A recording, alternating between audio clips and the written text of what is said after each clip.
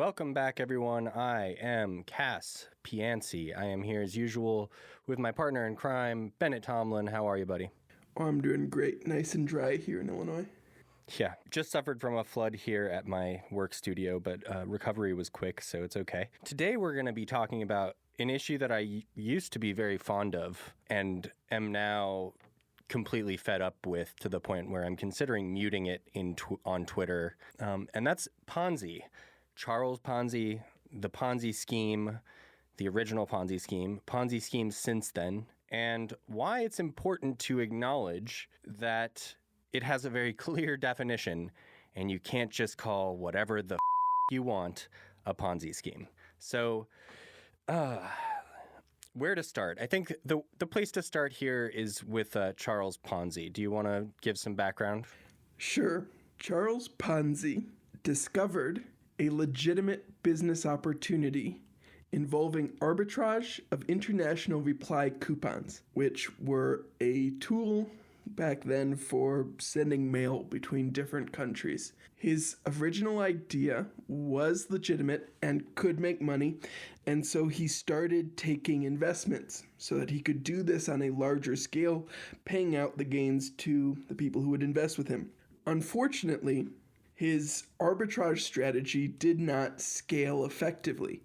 And so what Charles Ponzi began to do was pay out the early investors who were demanding their promised returns with funds obtained from new investors. And this continued until it didn't, because that's one of the defining characteristics of Ponzi schemes, is because they are dependent on continually attracting new investment, eventually they fail. And there's a few things that are common to Ponzi schemes in general, but we'll start with Ponzi's original one. So, ironically, his company was called the Securities Exchange Company, or the SEC, and he established himself in Boston. He started accepting money from people, like you said. It failed when he could no longer obtain more money to pay out people who needed to be paid out. And Ponzi ended up doing jail time for only 3.5 years. So not an incredibly long time. I think the reason it's remembered so infamously is because a lot of money went in. The media in much of Boston supported him, and only one or two papers ever pushed back against this scheme. The defining characteristic of a Ponzi scheme is you need new investors to pay out old investors, which is why people, for instance, say stuff like Social Security is a Ponzi scheme, because the way that it currently operates, this isn't to suggest that it can't be fixed or things can't be done to make it not appear so Ponzi-esque, or as people like to say in crypto, Ponzonomics, is because right now it requires more and more people to be putting money into the system to pay out more and more retirees. And we're quickly falling below the threshold of birth rate for that to continue. But that's a reality for all Ponzi schemes. Now, the reason this is coming up is because I took issue with the idea, and I'm seeing it a lot. I'm seeing it often. It's almost like a normalization of the word Ponzi, where anything you don't like is a Ponzi scheme. If you don't agree with the government, it's a Ponzi scheme. If the dollar and the monetary system, the Fed, makes you sick, it's a Ponzi scheme.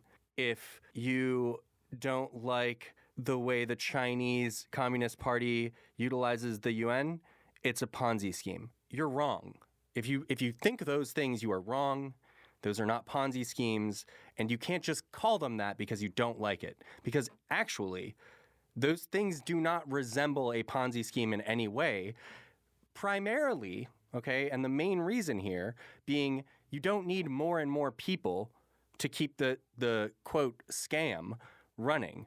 You can always just have someone buy up those bonds, or a different government or your government buy up bonds. You can have, for the dollar, you could have less and less people acquiring dollars, and it would not change that would have very little to do with the value of a dollar. It's just a sincere misunderstanding either of Ponzi's, of money, of redefining things however you feel like, which is like it's not a fair way to treat language. It's fine to redefine things. It's fine to like alter a definition somewhat, but when you just throw the definition out completely, there's an issue.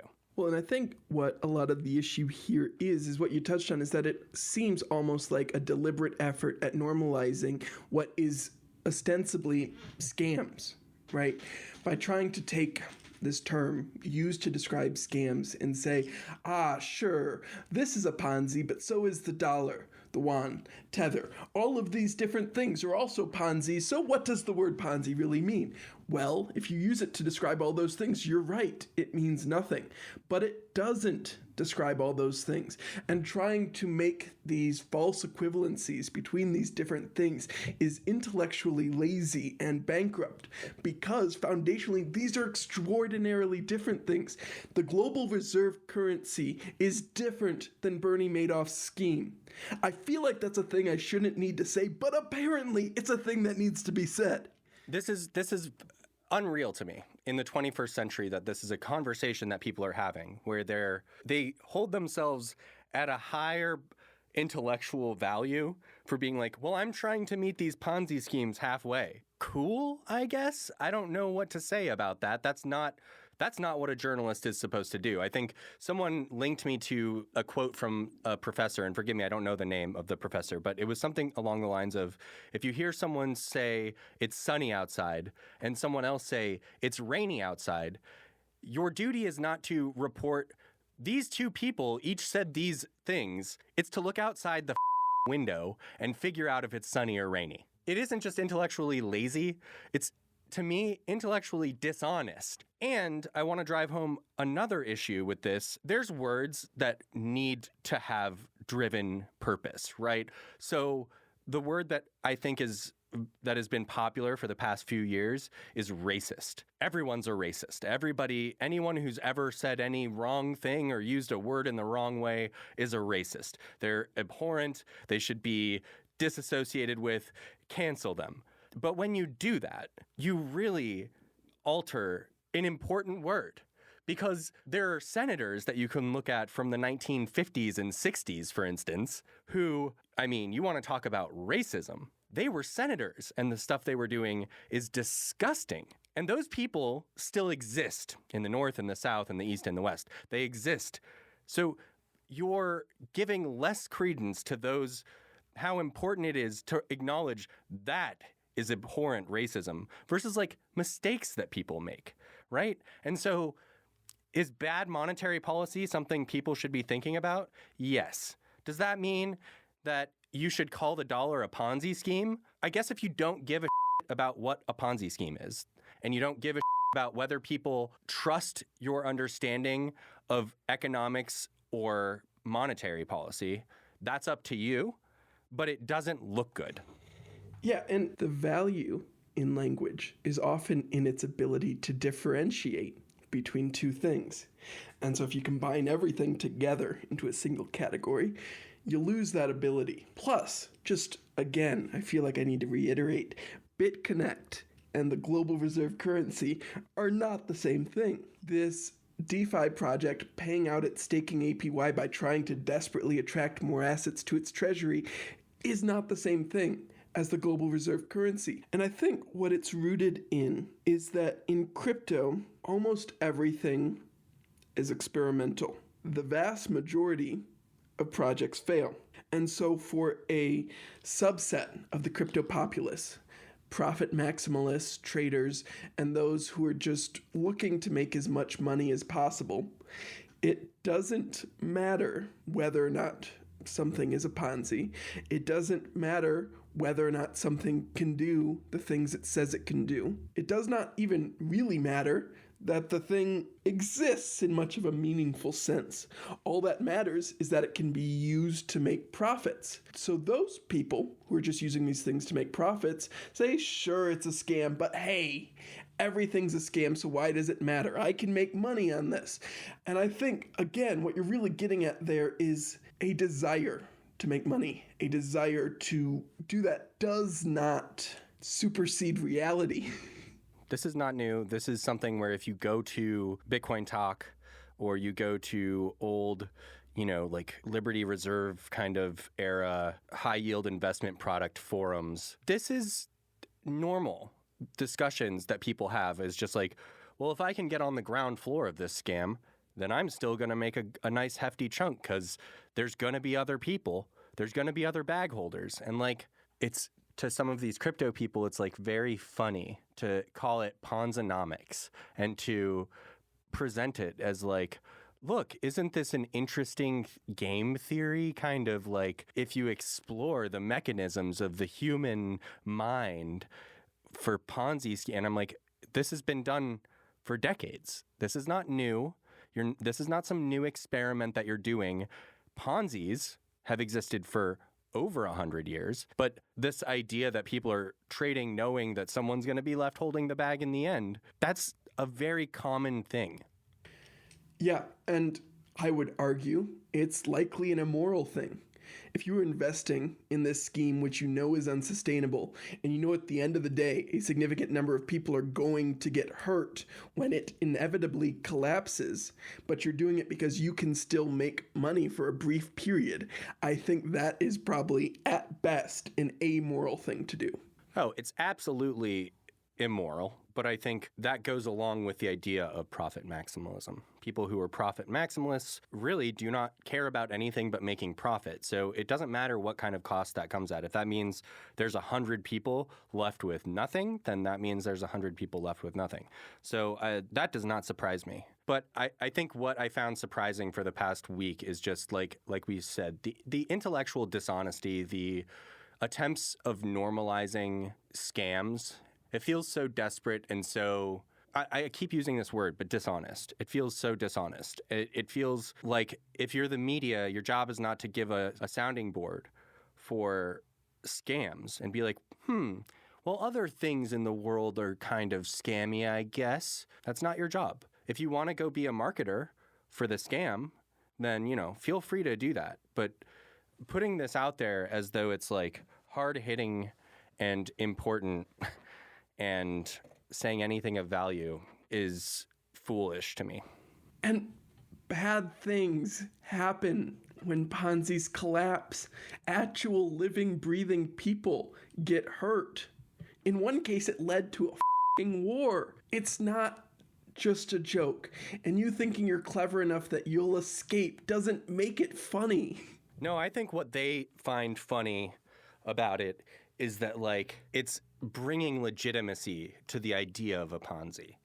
That, like, isn't that funny in and of itself? Like, this meta idea of Ponzi's getting legitimized because they're the future of finance. Like, I don't even understand what the argument is, because as soon as you introduce the word Ponzi, you're suggesting that there's going to be bag holders that are left with nothing. And why would you want that to be the future of finance? But there you go. That's the honesty of it. It's more honest than the US dollar. And I'm just like, it's not the same. Scams are quite common. Ponzi schemes are less common. More common than all of those is that businesses just fail and people make mistakes. That's more common than any of this stuff, right?